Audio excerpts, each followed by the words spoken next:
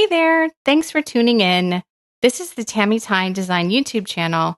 I'm Tammy, and today I'm creating a single page layout with 2 landscape photos. This is an enhanced page, which is one of the 4 layout types that I share. Enhanced means there is embellishing and/or some mixed media. This layout is heavy on the mixed media and light on the embellishment. For my supplies, I have this Snowflake paper, which is Holly Days from Echo Park's I Love Christmas collection, along with this dark floral, which is Let It Snow from the Winter Cottage collection by Simple Stories. The title of this paper is what inspired my page today. More on that in a minute.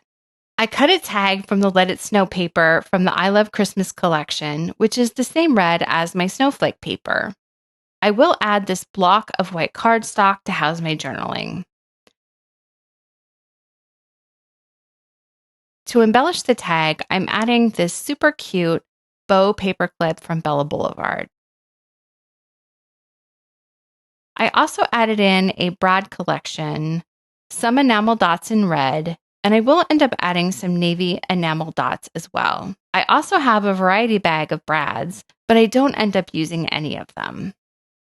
I wanted to show that I've already added the inking to my background cardstock. If you want to see how this comes together, check out my Instagram reels. I just inked over a snowflake cluster die cut around where my photos will go to give them a frame. I used ice spruce oxide ink from Tim Holtz with this blending brush. I've also added in the ink splatters and let everything dry. The splatters are Frosted Juniper, also from the Tim Holtz Distress line. I like how these 2 colors look next to each other. I'm still using the Ice Spruce Oxide ink to color in my title, which ties back to my Snowflake inked background. Let's talk about this title. I like using holiday and winter pages as much as everyone else, but let's be real. I live in Florida. It's not exactly a winter wonderland here. So Let It Snow Somewhere Else gives me the chance to create a festive page with snowflakes, but it helps add the context that there is no actual snowy cold going on in my photos. I created my title and subtitle myself and cut them with my Cameo 4. I just grabbed my nonstick craft sheet to cover my work surface so we can do some inking.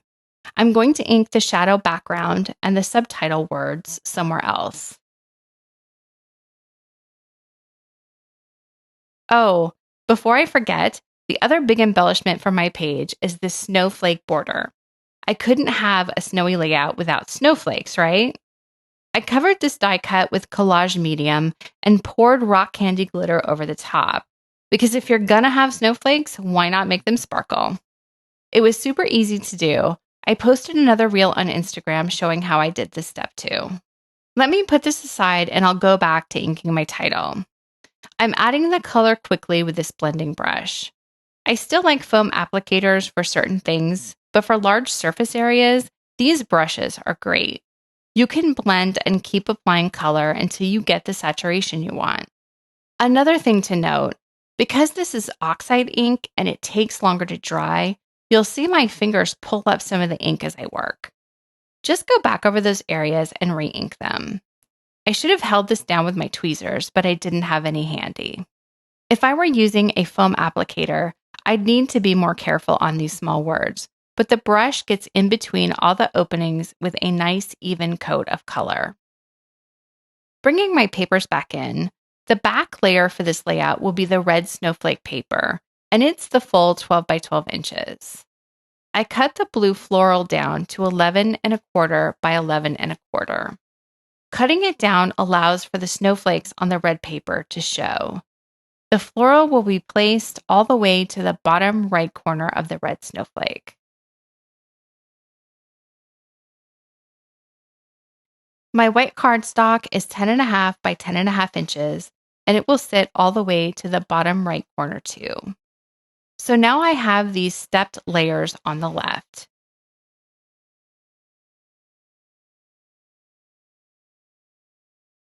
My photos will be tilted a bit, and you can see how cool it is that the background inking frames my photos. I will add the title to just overlap the bottom edge of my photos. When it came to my snowflake border, I honestly did not have a set plan. Once I added it across the bottom, it felt too busy to me and I didn't like it. The title is already a big element, and with the full border, I didn't know where the subtitle would go without it looking cluttered.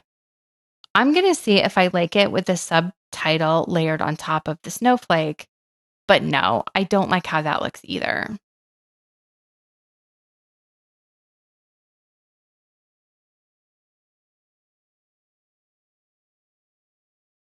I decided to play with the placement a bit more and move the photos up a bit, but that changed the title placement. And when I moved the border down, part of the snowflakes went off the page, which didn't look right to me. I didn't expect all of the trial and error, but sometimes that's what we need to do. Don't be afraid to change things up if it doesn't look right. I do know I want my subtitle to line up under the big title and my photos. My journaling tag will go behind the photos. I'm just going to adhere the cardstock block to the tag, and then I'll glue my title down to the shadow background. I actually pulled out my Xyron sticker maker for this. Sometimes old school is exactly what's needed. I could have used wet glue, but I knew it might spill over the edges of the cursive letters. I did think foam tape might work, but I didn't need the dimension with everything else going on this page. I do want my photos to be framed by the inking, so I'm keeping them flat to the background. Moving on to my pattern paper, I'm going to glue the floral down to the red snowflake paper. And that's when I remembered that I was going to distress the edges of the blue floral paper. Before the glue dried completely, I lifted up the top corner and folded it over so that I can distress it later. I was kind of a mess when creating this one, and honestly, I don't know how I was able to pull this one off in the end, but it all does come together, I promise. Just like with the paper, I added glue to my photo and forgot that my journaling was going to go behind it. You'll see me lift up the photo later and remove some adhesive to make sure the journaling tag will slip behind. Sometimes I just get caught up in the creating and I forget all these steps to execute the original plan. But I managed to make adjustments and keep everything on track. A little barely art glue will adhere my title flat to the photos. And this is where I knew that full snowflake border across the bottom of the page was not going to work. I move it around a bit, but it finally occurs to me that maybe I should cut it and have half of it below the photos to the left and the other half above the photo to the right. There's no reason not to trim or cut our embellishments to make it work for the design instead of the other way around. Off screen, I'm going to cut the border so that I will have 2 full snowflakes for the bottom, and I'll need to snip off a little bit more on the other piece. I want just a bit more than 2 snowflakes so that it looks like the top border is going right off the page. With my border like this, I have a much more balanced design, and I finally like where this layout is going. Coming up here is when I realize my journaling tag needs to go under the photo, and I've already added that adhesive. Does that ever happen to you when you create a layout? I think I just wanted to get the adhering over with quickly so that I could move on to the embellishing, which is much more fun to me. Luckily, nothing was ruined. I lifted up the photo to remove some of the adhesive, and the tag will slip behind the photo just fine.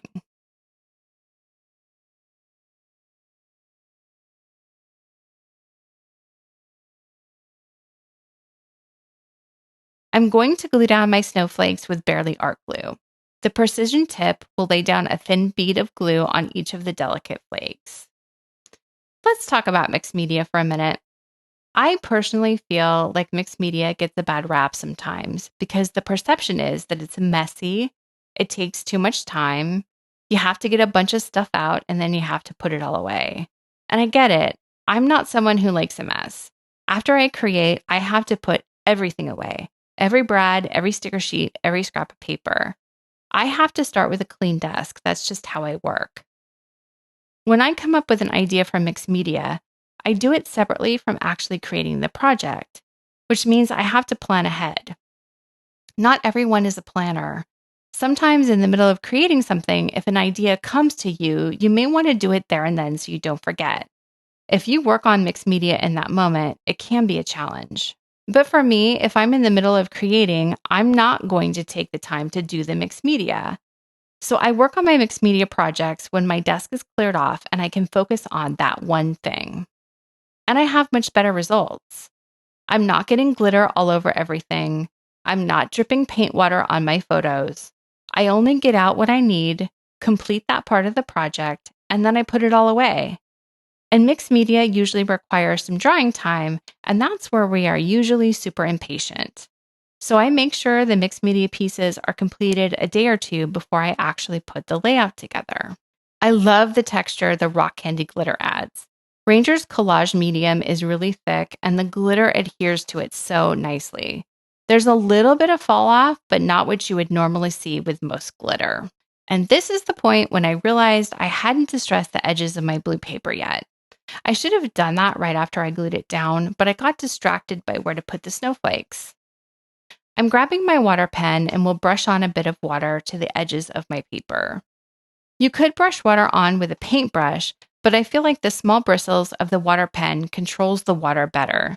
It adds just enough water to loosen the paper fibers so I can bend them and fold them and add a few tears here and there and generally rough up the edges.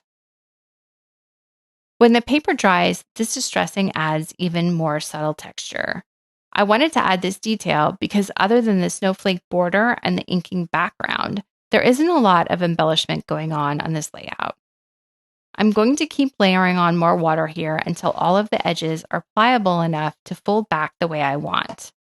There's nothing technical here, I'm just rolling and roughing up and adding more water until I feel like it's distressed enough. I'm going to grab my paper piercer to make a hole for my brad. In the same brad pack, I found a chipboard piece that says Warm Winter Wishes, which is kind of perfect since we're in Florida. But I'm not sure where it will land yet. That chipboard will move around on the layout a bit before I finally figure out where it needs to be. There's another snowflake brad in the pack on a dark blue background that brings in the blue from the floral paper. I think this one will be good above my photo. I am going to sprinkle some enamel dots around the page. I'm going to add 3 red ones to the top blue cluster. And that made me think I probably needed to add some blue enamel dots to the bottom right corner for balance. So you guessed it, that means that Red Warm Wishes chipboard is on the move again. Don't you hate it when you can't decide where you want the third spot of the visual triangle to be? Where would you have put it? I added another blue snowflake chipboard to the cluster at the bottom right. I will also add some blue enamel dots to keep alternating the red and blue. And finally, the red chipboard found a home and I added 3 tiny enamel dots to finish off the cluster. I'm going to add my journaling off camera, but you'll see it in the completed close-ups at the end.